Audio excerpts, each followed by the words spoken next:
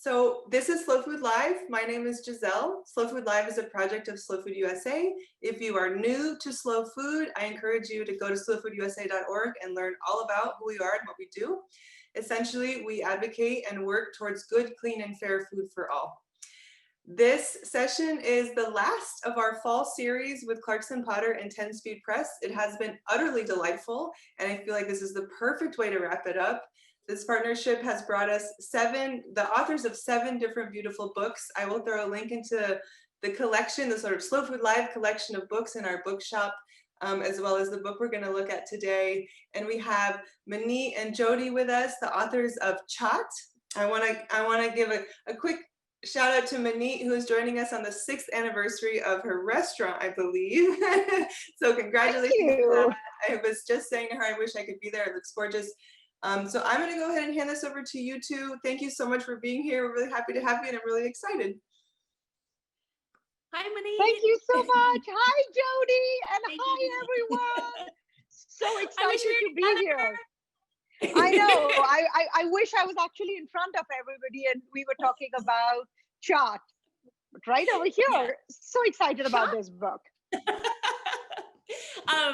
So maybe to begin, should we just break down what a Chaat is before we dive into that incredible Chaat party behind you, which I can already see is going to be amazing. I don't even know what you're going to make. Well, so, you know what? It is. Yeah. Trust you to start with the toughest question, right? What is Chaat? Right? And we've been talking about it for quite some time, and we've always struggled with a defined definition for Chaat. But in the end of the day, Chaat translated from Hindi means to lick. And Indian street foods, or a category of Indian street foods, are called Chaat just because they are so lickable. You want to lick the bowl, the spoon, the hand that comes in contact with the Chaat. And that's basically the underlying aspect of a Chaat.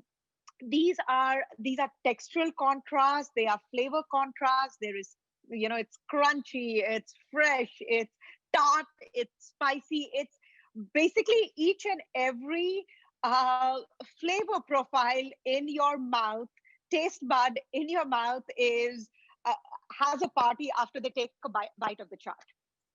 Absolutely. And you know what I love too about Chaat is anything can become a Chaat. It's not as if you need these really, hard to source ingredients, or anything can be kind of transformed into a Chaat.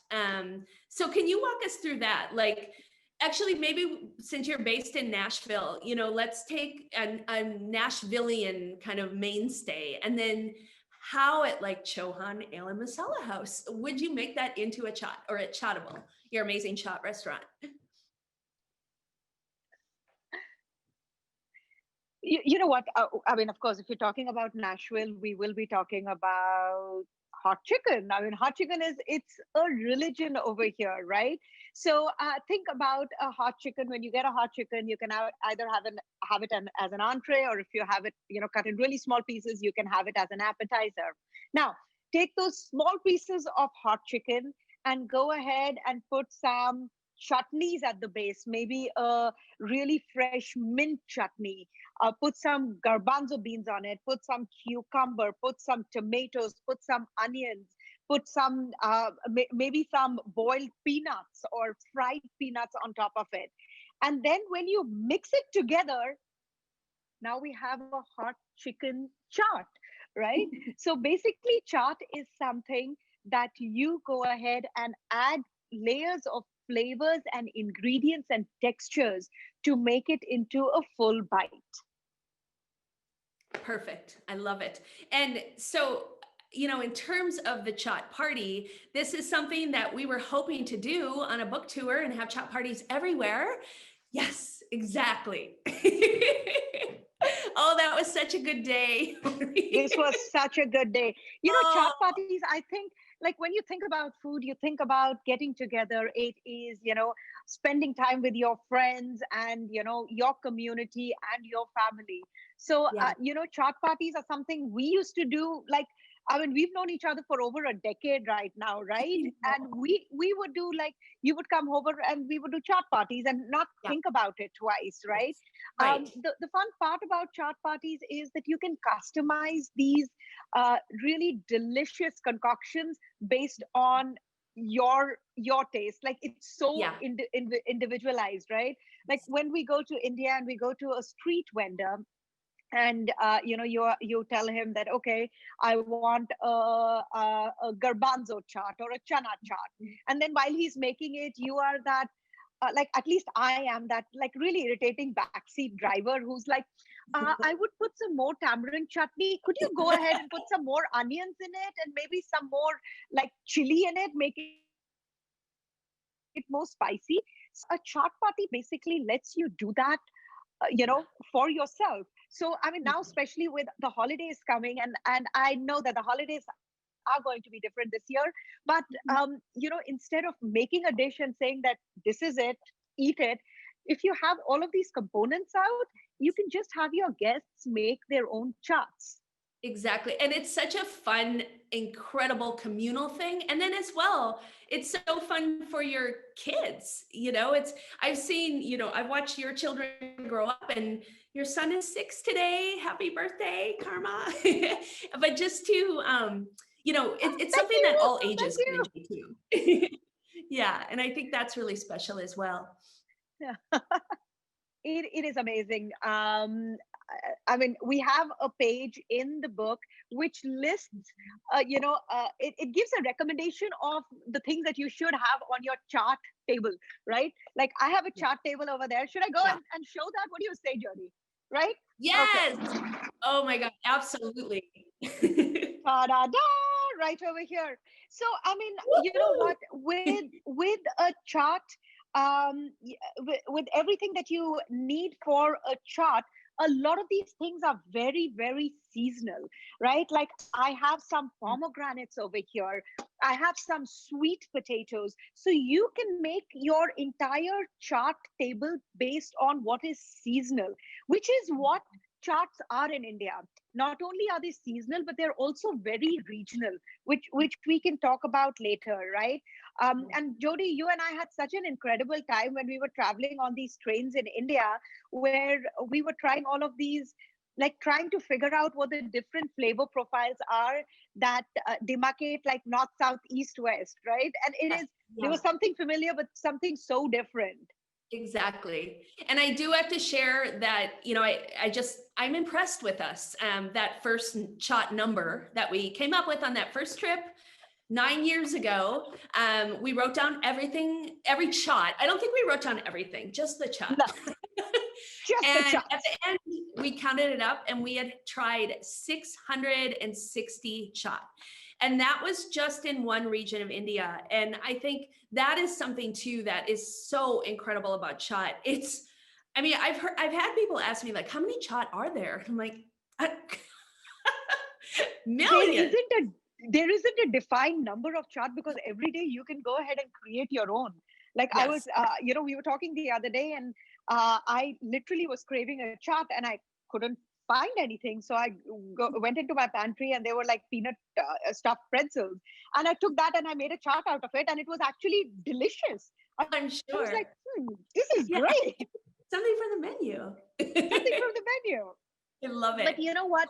Like, on a chart table, one of the biggest things that I say, the foundation of it is the sauces or the chutneys, right? And like, there is a tamarind chutney which is sweet and tart, and this adds that like really tartness to any dish.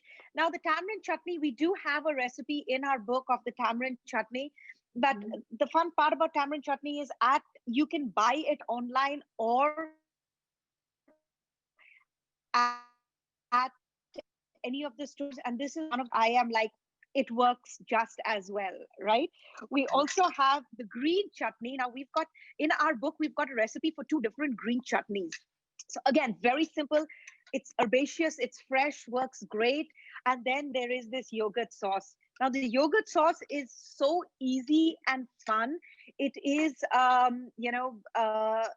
you can call it a raita, but it has this cooling creaminess which it adds to any chaat.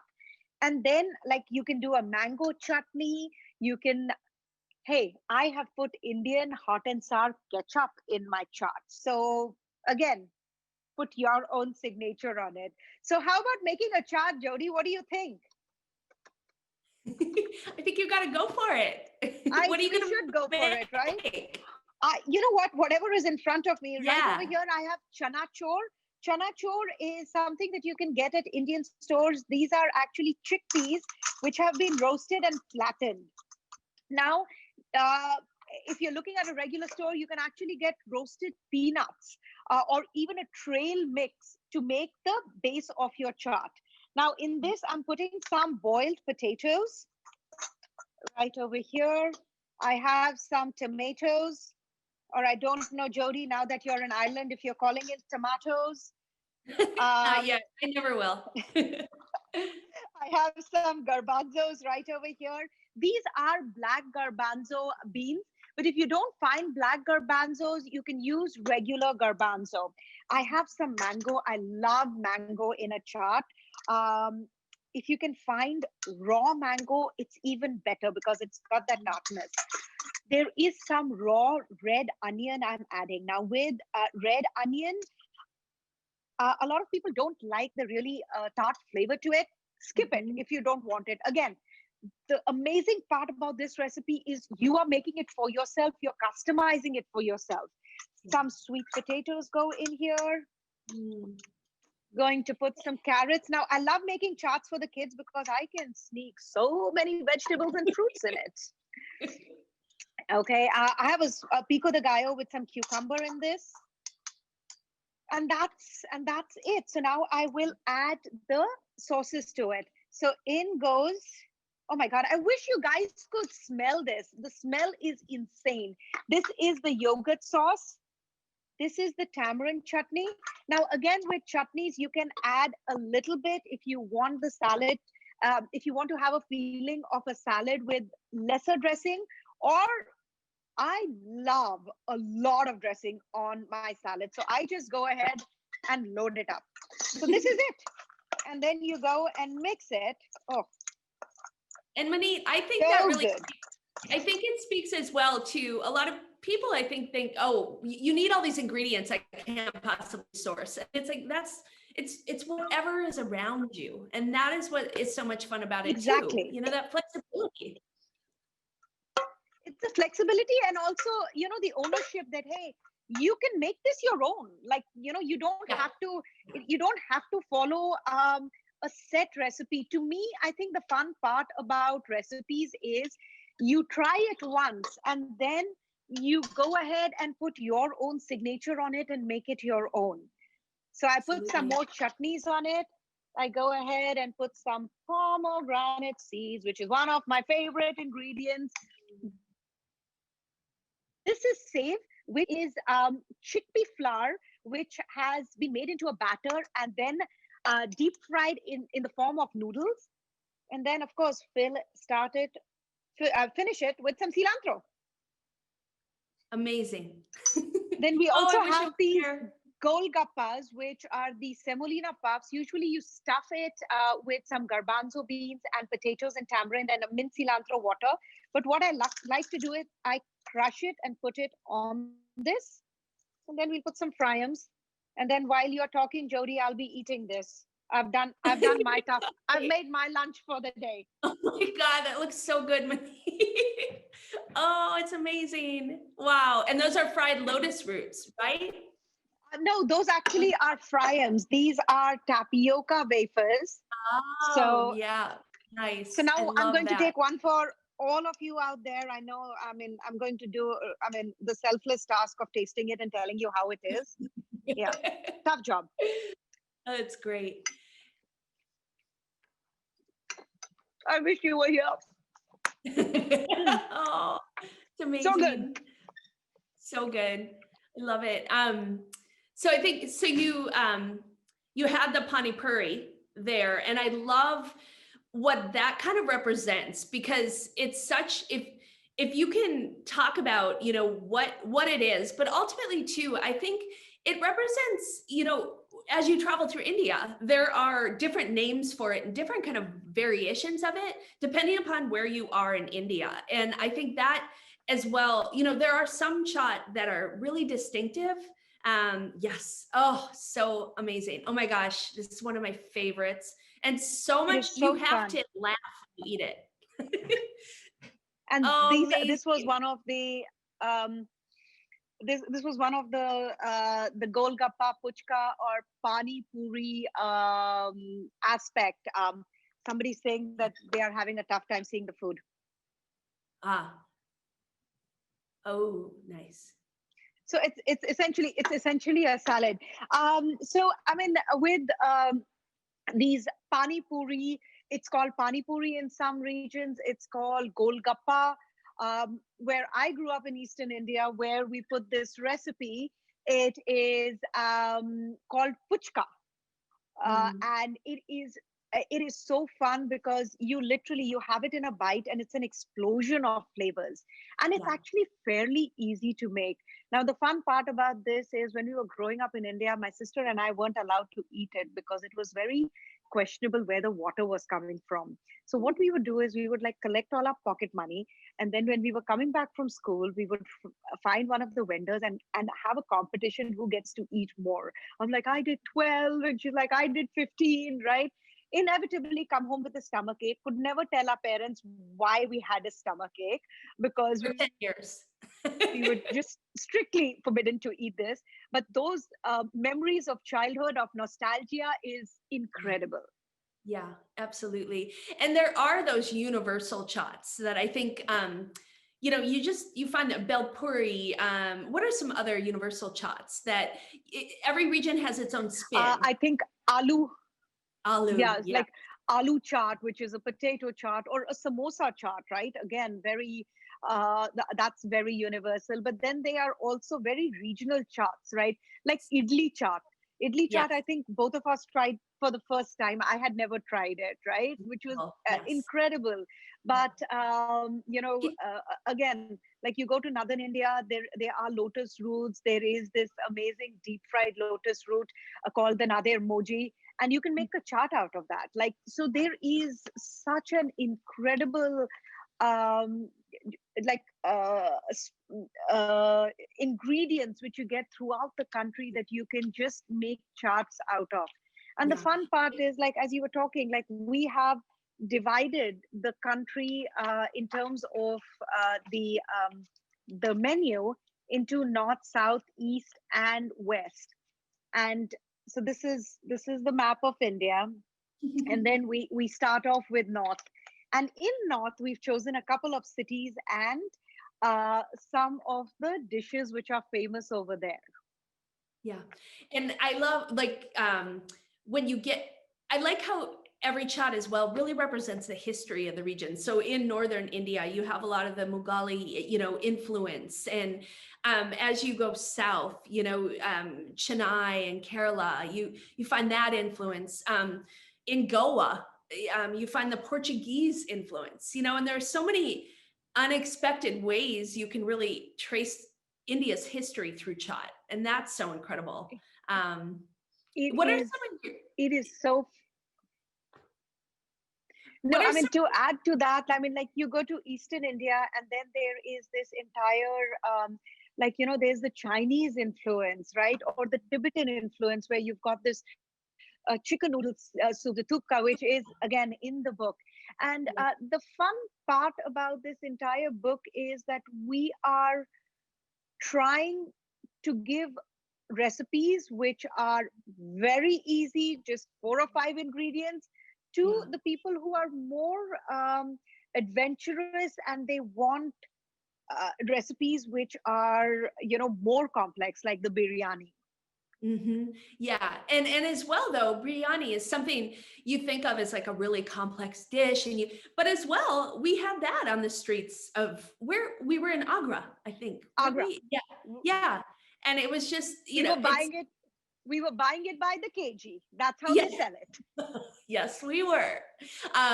But even in, I think Chad as well can represent something, that's very elaborate, and then it's kind of pared down into a chaat. So like when you think of Kashmir and the Wazwan festival and how incredibly elaborate that is, ceremonial, beautiful, it takes days to prepare, but then you can find its representation on the streets of India and in the train stations of India, just pared down.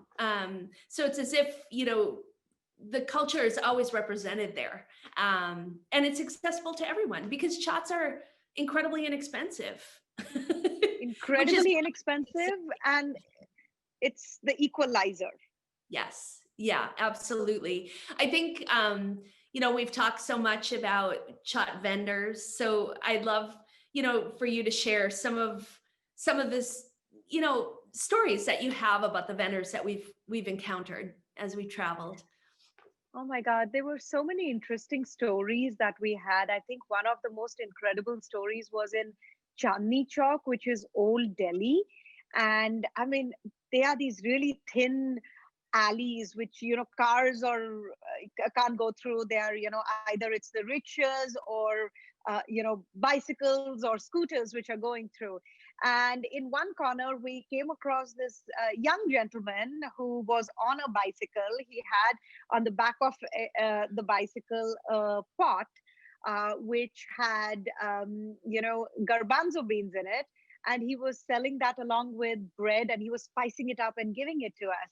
And we started talking to him, and he said that his great grandfather had started this and had like passed it on to his grandfather and then to his father and now him. And there was a lot of pride in what he was serving us.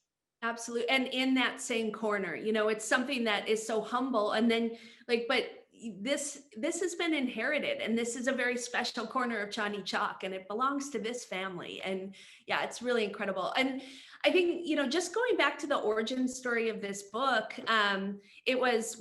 I think we had met once, and you called me and you said, do you want to go to India? I have this idea for a book about chaat. And I had never heard of chaat. This was a decade ago. And you talked about, riding the railways of India as a child. And that's the real origin of this book. And so if you can go back to some of those adventures that you had, and the uniqueness of every chaat at every station. And it's so funny in India. Growing up in India, we took trains. The trains are unlike the trains here. The windows are open, the doors are open. It stops at each and every small station. And when the train, just steams into the station, all the local vendors, the food vendors, etc., they come to sell their wares at the train station. And as a kid, I remember like going from Eastern India, where we live, to Southern India, where my mom's parents were, or to Northern India, where my dad's parents were. These were long journeys. They were 3 days, 3 nights. And we didn't have, those were not the days that we were carrying our smartphones, or we could see movies, or, as my daughter says, the dark ages, right? Like, how can you not have a phone, really? But it was really interesting. So either we would be reading books or to keep ourselves entertained, or my favorite hobby was talking. I know that all of you are surprised, but yes, it was talking. And just figuring out each and every station. I mapped my journey according to what dish I ate at what station, right? So to me, it's like, oh, Chennai, I have to have the lemon rice, and I have to have the yogurt rice, right? So so that is how I remembered all my journeys. And it was such a great way to eat the different regional foods of India on one train ride. So it was fun.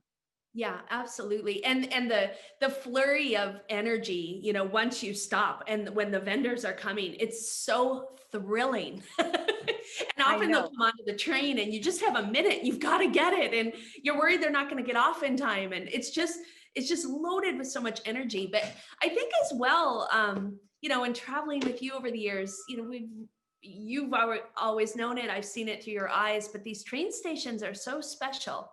So many of them have just incredible stories. And I'm thinking of, is it Dhobi Ghat in Mumbai with the laundromat. Oh yeah, right next to the local train station, right? Yeah. Crazy. It's crazy. And they're literally washing like all of the linens of all the restaurants of Mumbai, and just the energy around it. And then Gandhi Najar in Gandhinagar, yeah, Jaipur. in Yes, Jaipur, yes. yeah. A woman owned, I think it's the only one, or at least the first I completely think female owned yes, station in India. and run, and So run. special. Yeah, just amazing. I see we have some questions, so I Ooh. don't know. Let's see. Yes, thank you. This is so inspiring and interesting. And I want to go back to a comment you made about the seasonality of ingredients, and maybe if I can call it that, the flexibility of the recipes based on what you have around. So someone has asked, do you have any good chaat ingredient suggestions for the Thanksgiving table? I want to kind of put those two things together, like how to really lean into what is fresh and available right now and make that work for your new inspired chaat party. And then I have. question to that, which is you talk a lot, you've talked a little bit about the regionality and the influences in those regions, and something sort of as a researcher that I'm really interested in is how food culture really comes from ecology and influence. And so like what can we learn from the ingredients used in recipes from a particular region about that region, about the ecology and the landscape and the sort of like plant history of that region by way of their recipes? Oh my God, how much time do we have? Okay, to to answer the first question for your Thanksgiving table, Oh, right? yes. Yeah. This is a sweet potato and a star fruit chart, and probably one of the easiest charts on this in this book. It just you just do boiled or roasted sweet potatoes, and the star fruit, which is I think it's such a beautiful fruit, but it also has this amazing tart flavor to it. So the sweetness of the sweet potato plays with the tartness of the star fruit, and you put some chili powder on it, and it's so easy to make, and just it's definitely going to be on my Thanksgiving table. So again, very easy. And then there are a lot of other recipes over here which can very easily be adapted to a Thanksgiving table. um, okay, Jody, I'll start a little bit about and then you jump in. I think Jody was talking about for example, let's look at Goa. Goa is a great example because that was occupied by the Portuguese, right? And when we look at the history of India, things that now Indian cuisine is associated with, which is tomato sauces or chilies, right? These are not originally from India. The only like spice originally from India is probably the peppercorn, right? So the chilies and the tomatoes and all were got by the Portuguese. But the interesting part is that Goa is a coastal region in India. So the ingredients that are used over there, like uh, the fresh seafood that is found in the sea, or coconut, or palm, these are things which are grown in that region, in that area, and that's what's used in the dishes.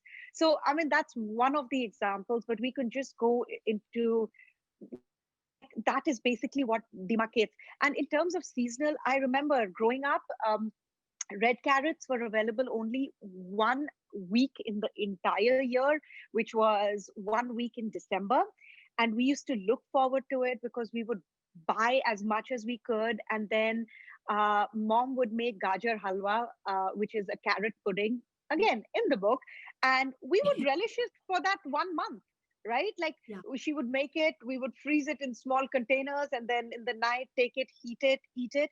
That's it, right? So it's available, you eat it, you enjoy it in the season, it's meant for your body, and then go on to the next season. Yeah. Yeah. It's I think one of my most indelible kind of experiences in India was when I traveled to Kashmir, and I was missing you there, Maneet, but I went up there for the saffron festival Saffron. in November. And there really wasn't a festival, but we did go out and harvest saffron. And but you had already introduced me years ago to chaat, of course. And but it was so, unique to be in Kashmir and to find saffron in your chaat, or to find, you do find red Kashmiri chilies in a lot of chaat, but everything, it felt so special there because, literally we had just pulled it from the crocus flower. And in the Himalayas, in Ladakh, where a lot of Tibetans are exiled and the Buddhist monasteries are, the chats there are, they grow a lot of barley there. And then they have a lot of apricot, Himalayan apricot. And so one of my most memorable chaat was a momo, a barley momo, and it was stuffed with yak, and it had this incredible, dried apricot chutney.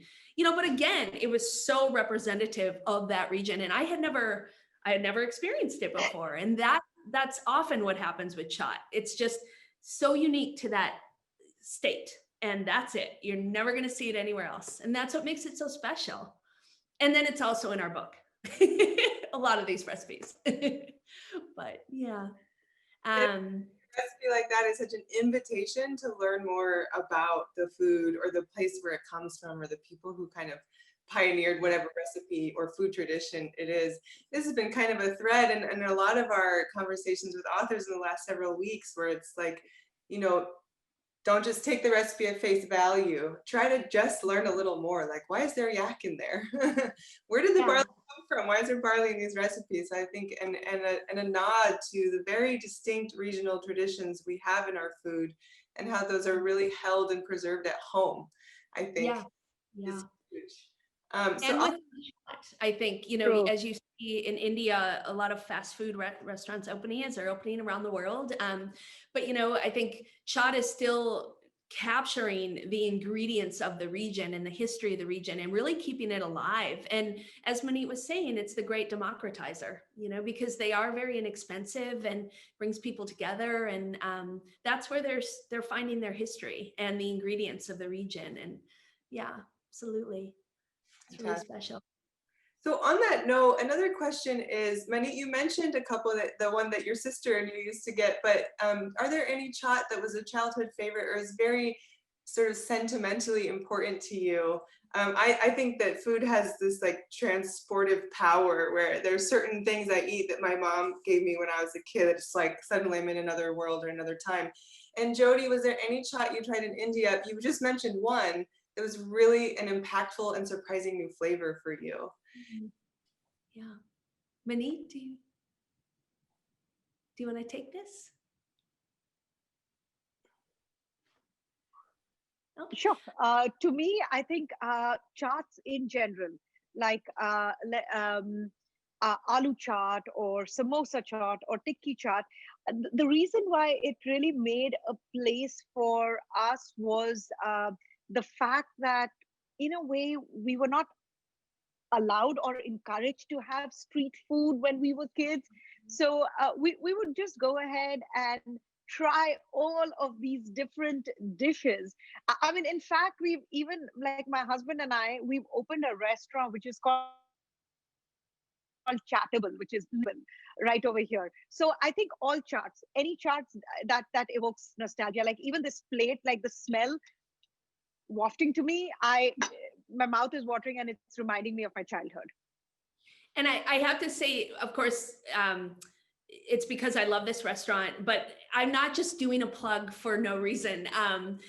I've known Maneet for a decade, and she introduced me to the world of chaat. And I had I discovered when I went to India, I felt like I had never really tasted Indian cuisine. And I would come back with all of these stories about chaat. My friends were like, "You're losing your mind." I'm like, no, it's chaat, chaat, chaat. You can't find it anywhere in the US. And I was just craving it. And so when you told me, I mean, I think it was while we were writing the book, because it's your newest restaurant of your 4 that you were actually opening a chaat restaurant. I couldn't believe it. And I feel the people of Nashville and all the visitors are so fortunate because it's so special, and it's something really unique. So for me, for my very first chaat is ultimately became one of my favorites.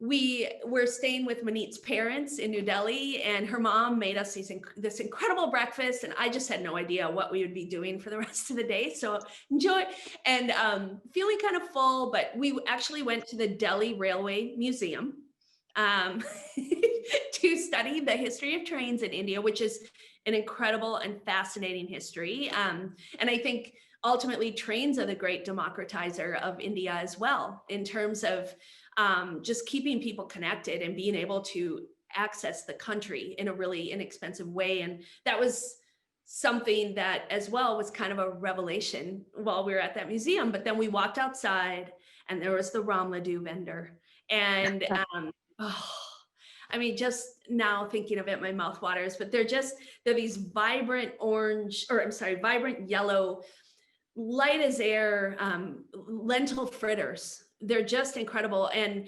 I think we have some photos in the book, but we certainly have the recipe, and they're covered with just shaved daikon radish. So it gives it this just a cooling element, and then with a flash of heat with a green chili chutney. And it's just so perfect. And it's so festive looking, as chaat often are. And yeah, it's certainly one of my favorites. And it was really a revelation. Just the first chaat out was just a revelation. And it hasn't ended. I'm so glad, because then I could rope you into this book. I'm like, Jody, let's do this. Absolutely. So I see there are more questions. How you met and got started on this years-long chaat exploration. Like, when did you actually start working on the book? And why is it Jody that you called? And Jody, what about this idea was just like, oh my gosh, this is. I mean, I think it's kind of obvious. It seems to me, but you know what? Like, in starting out this project, I think, like, what was your intention, and how did the two of you clearly work so well together to create this really amazing piece of work? I think for any collaboration, there needs to be a synergy. And I think that is very, very important. Jody and I actually met when Jody was the editor for Art Culinaire, which was this beautiful magazine, and these gorgeous food photographs. And we had done photographs of some chaats, and we just started talking about it. And she was so, inherently curious about what are chaats.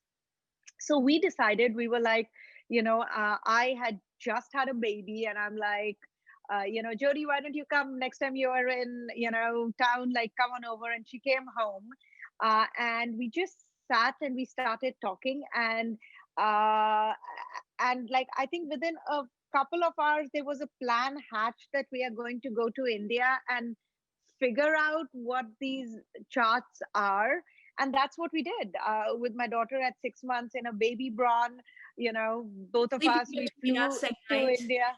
Oh yeah, she would be sleeping in between us in the night, because we were like, called up mom and dad, hey, guess what, I'm coming to India with my friend. And what I loved was, as much as I love chaat, Jody gets it and loves it as much as I do. So this was a no-brainer, right? Like, hey, Jody, what do you think about this? And there is a certain amount of enthusiasm which is infectious, and that people who read the book read that enthusiasm. It's just not it's not just a couple of written words. It's history, it's nostalgia, it's our personal stories, which have gone into this book. Yeah. And Maneet has just shared with me over the years just so many poignant stories that are just, they leave these indelible marks upon you. And,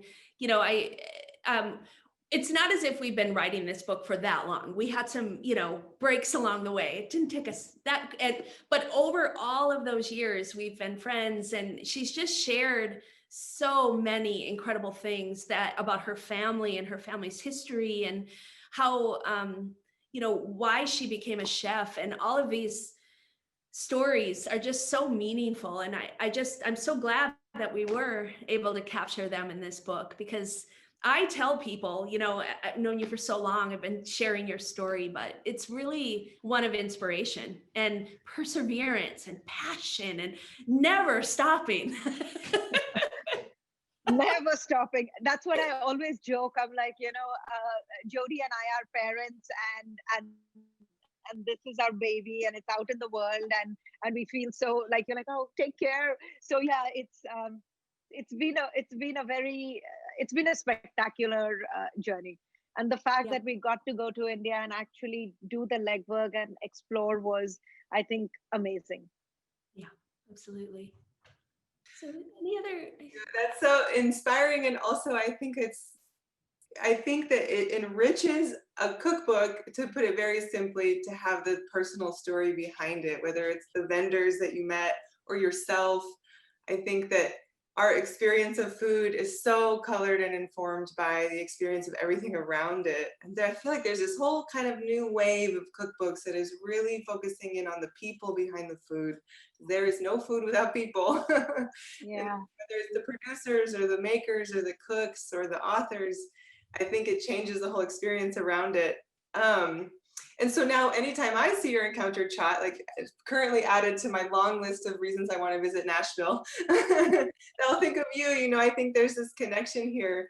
And so one question I want to add to this is, you're talking about Chaat as a really kind of a mainstay of railways, and it's a street food, and it's very connected to kind of this venue.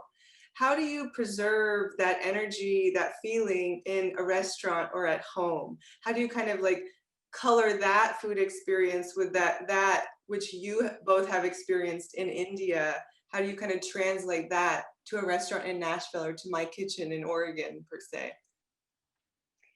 I think in the end of the day, it's understanding what the essence of Chaat is, and that is it's a sensory overload, right? And that is how I plan. I mean, I always tell people that I think as a chef, the Chaat vendors have influenced me, when it comes to cooking, in the sense that my dish needs to have different flavor profiles. My dish needs to have that textural contrast, and that is how I think when I am making a dish. And that is basically what we do over here at the restaurant. I mean, the fact that the golgappas, or the puchkas or the pani puris are on the menu over here, it not only evokes nostalgia for me, but people who walk into the restaurant, they're like, what, you have golgappas? And they're just like, downing it, and they're like, oh, this reminds me of home. So it's interesting. We try to keep the flavors as unmuted as possible, because chaats are not muted flavors, they are bold flavors. And we let our guests know that, listen, if you're looking for something bold, this is what you need to have. And if you're looking for something which is not as hot spice forward but spice forward, there are naans, there are tandoors, things from tandoors that we can do. And at home it's the same. I think it is just a matter of like being true to the flavor profile. Mm-hmm. Yeah, absolutely. And ultimately, at home, when we could gather, when I was back in the US, I threw a lot of Chaat parties for my friends and family. And the wonder on people's faces, they initially are like, what is happening? Like, and I usually had it all set up before they got there, because I just knew it's such a gorgeous tablescape. But it was like a questioning look, and then wonder, and then curiosity. And as you're showing, just go for it, put it together. And initially there's maybe trepidation, like, am I going to do it wrong? And that's what you always say about Chaat. You can't do it wrong. And it's just so much fun. And I feel like that joy of eating Chaat, especially for the first time, just really captures the spirit of India, that just excitement and constant sensory overload. And yeah, and it's easy That to do chaos, anywhere. that chaos chaos. which somehow makes sense. Yeah. That color, like on the at first sight of your spread, Maneet, I was just immediately like, I want to jump into the screen. There's so much color, and there's the steel dishes, and there's these sort of hallmark things that immediately make my mind go, that's going to be delicious. And I'm really glad you mentioned texture too, because like I'm such a texture junkie. I'm just like, I'm gonna put peanuts on this or something. I need crunchy, I need smooth, I need juicy and sauces. And so I think that even just in this computer screen, I see that kind of spirit and energy and that spread behind you of okay, well that's it. It's the color and the variation and how excited we can get just looking at the table like your friends, Jody. I mean, there is also something really magical to being behind that table and be like, here you go. I'll give you more just Enjoy. I hope you like Yeah. it. I know. Yeah.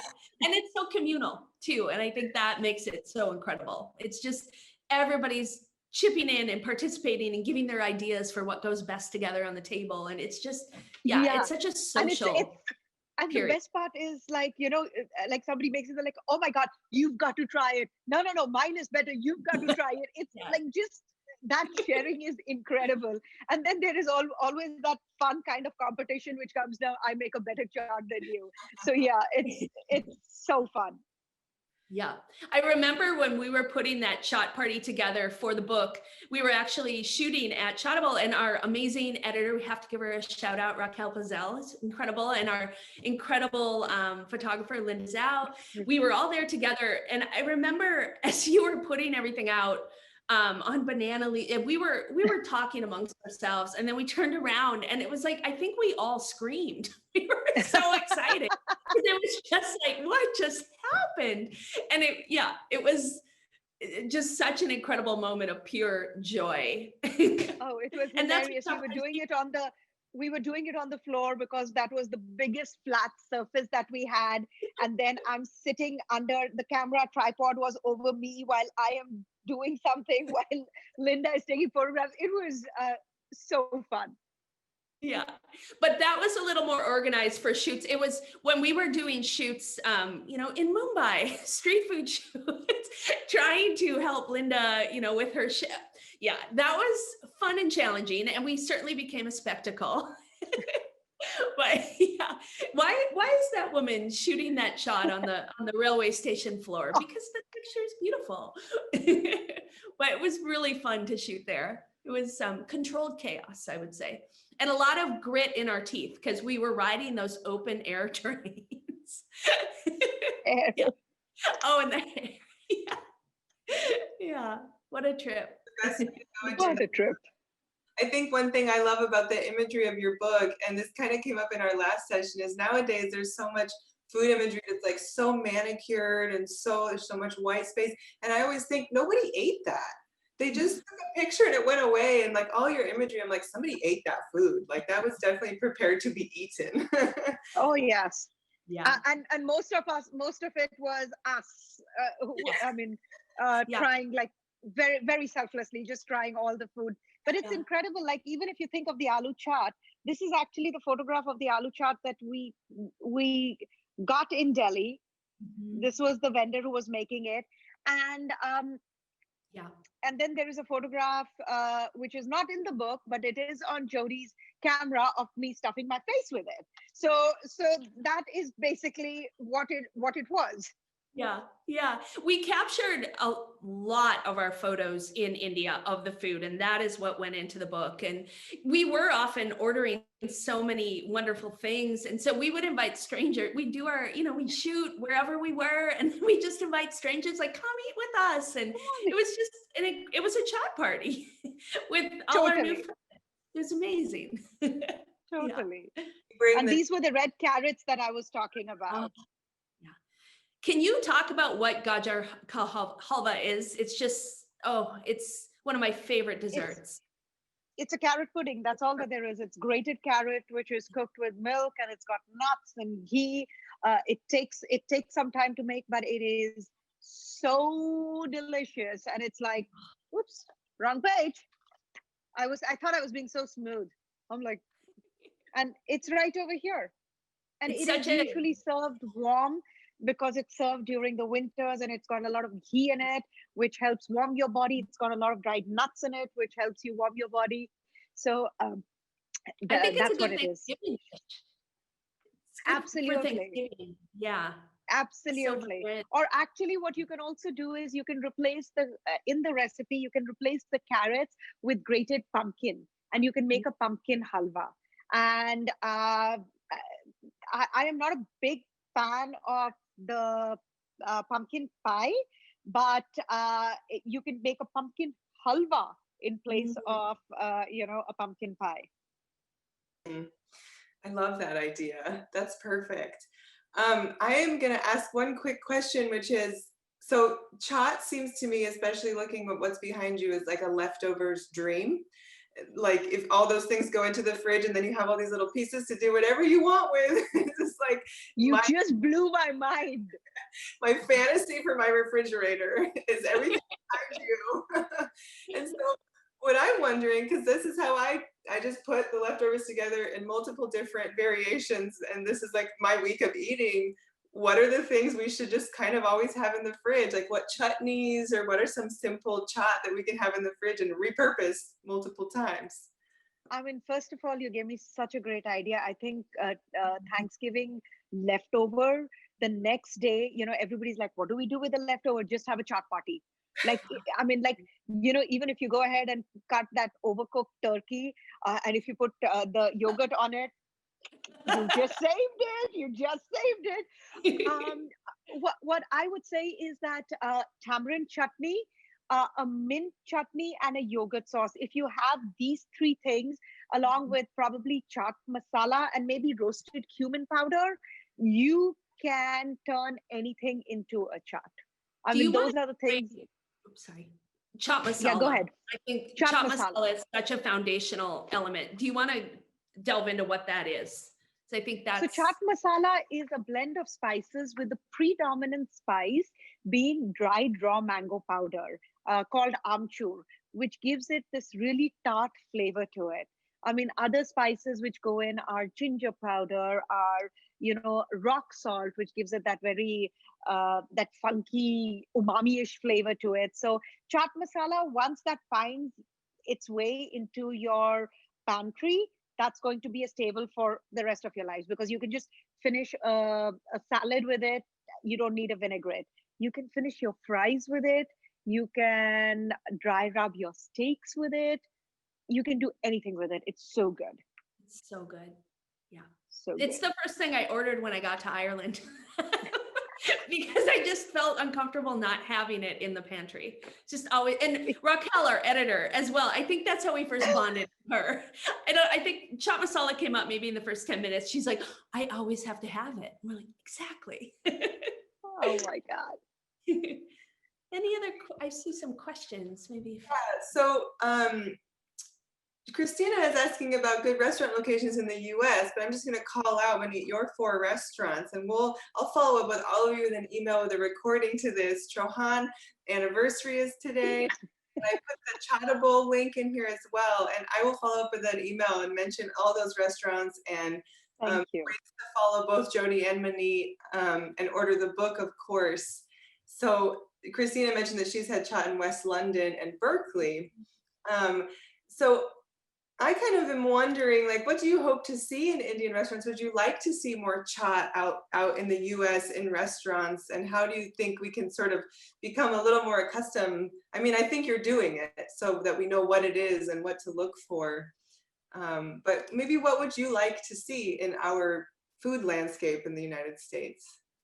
I think what I would love to see is more authentic, more authentic Indian representation, in the sense that for the longest time, Indian food meant 8.95 all you can eat buffet with so much sauce on it, with so much oil on it, and basically sauces to try to hide the really inferior ingredients.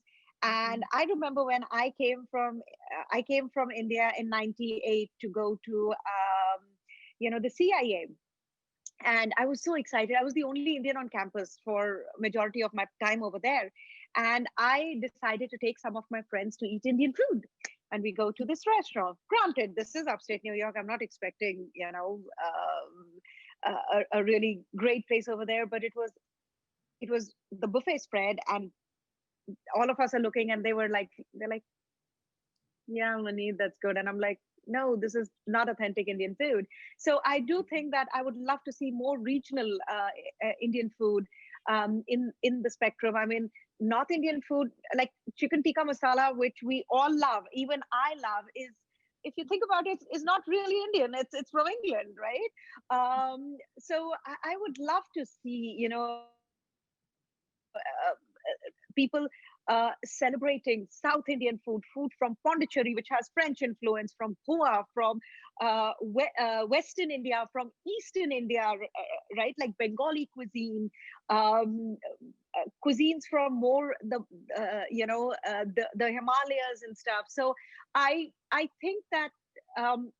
I think people now, the world has become smaller in the sense that people travel a lot more. They are much more educated about different places. So they are much more open to trying new flavors. And I think we definitely are on the right track of just, and the new generation of Indian chefs. Like me, we are proud. Like, this is what we grew up with, and I want you guys to try and see why I'm so enthusiastic about it. Excellent. I love that. I think too, looking at who is the chef, who does own this restaurant, like what is their history with this food, and that is a nod to how authentic it might be, or how maybe exploratory or regionally specific it is, which I always feel really confident when a restaurant names a region, essentially, at least as inspiration or otherwise. So one quick question on the cooking. Linda's asking, if you don't have starfruit, what would you substitute with? And I'm wondering if you can talk to us a little bit about essentially the balance of flavors that you're looking for. Because starfruit, you mentioned, is the tart flavor. And so you're putting that up against the sweet potato. And so what's kind of the perfect balance, and how can we sort of achieve that in a word? I know that we could spend an hour on that. I would think that the easiest substitution to get very, very like easily would be a Granny Smith apple, right? The Granny Smith apple not only will have the crunch and the bite, but also the tartness that it naturally has, and I think that could work absolutely fantastically. Like in the during the rhubarb season, I made a strawberry and rhubarb chaat. So the strawberry gave the sweetness, the rhubarb the tartness, so that it's that sweet tart, salty, spicy combination which makes for a really good chaat. Excellent. And one more question about sort of essentially how to take care of your gut while eating a wide variety of foods.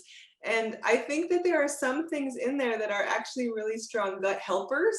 And so how can you kind of, I know that if I eat too many different animal proteins per se, I don't always feel great. So how can I approach chaat and make sure that I'm going to feel good at the end of it? The fun part about chaat is mostly vegetable based, right? It's mostly a vegetarian diet, but also the spices which go into it, right?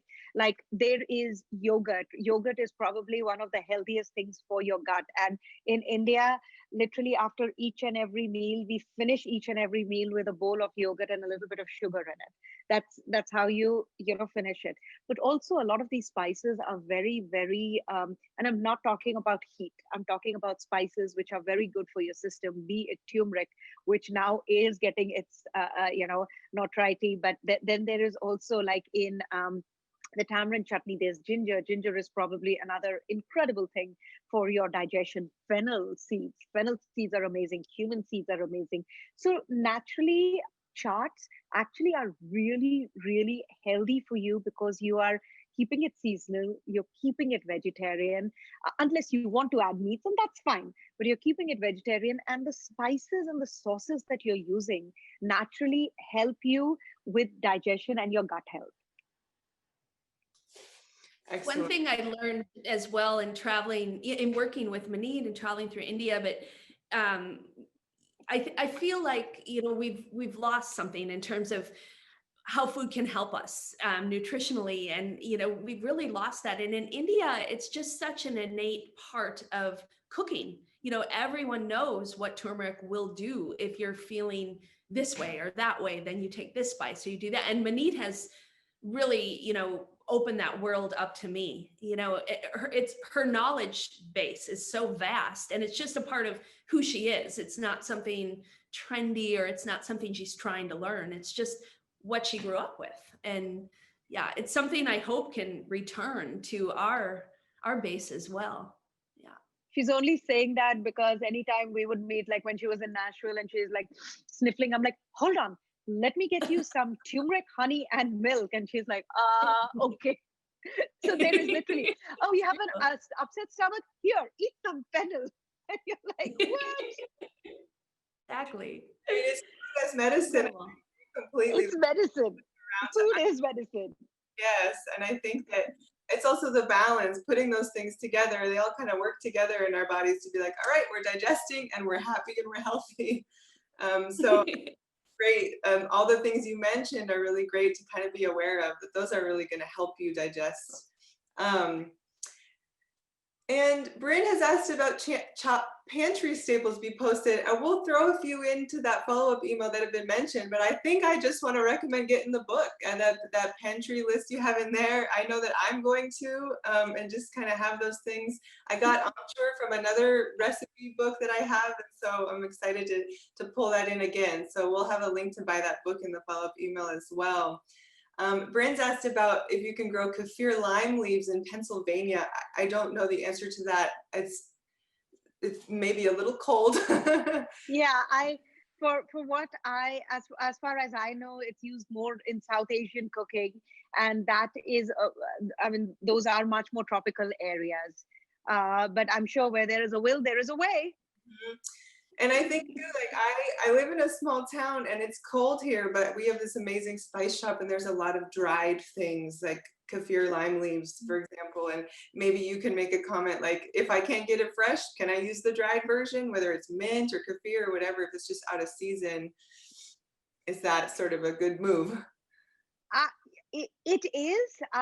It definitely is, but it also depends on the spices that you're looking for. Like dried cilantro is something that I would never recommend because it doesn't hold the same punch and impact as fresh ones would. But dried fenugreek is one of my favorite spices to use, right? Curry leaves, if you can get fresh, great. If not, dried curry leaves, they absolutely work in a punch, which is the same with kaffir lime, because kaffir lime, you're not eating it, you're using it for its flavor, and you're putting it in a broth to let the flavors seep into the broth or the sauce or whatever you're making. So that works very well as a dried herb. Excellent. And remember, the dried herbs also have a shelf life, so smell it before you use it. Make sure it's good enough for your chaat. I'm going to let you go. You both have been doing a lot of these, and I'm so grateful for your time. This has been so fun. Let's all go out and grab this book. And when you do, you tag Jody and Maneet in your photos, and Slow Food USA if you were inspired by this session. I would love to see your chaat parties at home, all of you watching. Thanks to the two of you so much for joining. This has been delightful, and I can't wait to try it out. Fantastic. I can't wait for you to come to Nashville, and then we'll have a chaat party of ourselves. Thank you. Take care. Bye-bye. Bye.